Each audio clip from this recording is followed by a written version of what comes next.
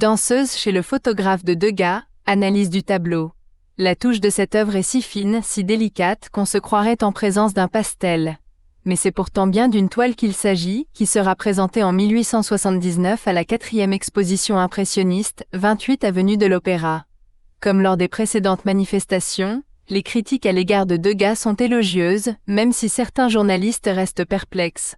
Son cerveau semble être une fournaise où bouillonne toute une nouvelle peinture encore en parturition, souligne Henri Havard dans Le Siècle. Que ce soit une nouvelle peinture, personne ne pourrait contester ses propos. Danseuse chez le photographe en est la parfaite illustration.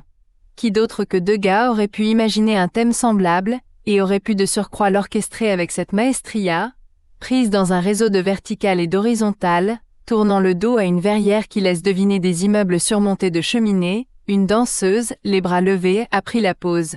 Mais pour qui pose-t-elle au juste ou mieux, pour qui la voit-on poser? Est-ce le pied d'un miroir que l'on aperçoit à droite, haute ligne sombre qui monte jusqu'à l'extrémité supérieure de la toile, ou le trépied d'un appareil photo?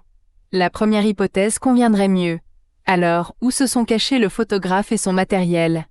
Quant à la verrière, elle laisserait supposer un atelier de peintre. Après avoir figuré dans la collection du comte Doria, cette toile sera achetée par Durand-Ruel, qui la vendra en 1902 au collectionneur moscovite Santchoukine, propriétaire notamment des falaises d'Étretat de Monet.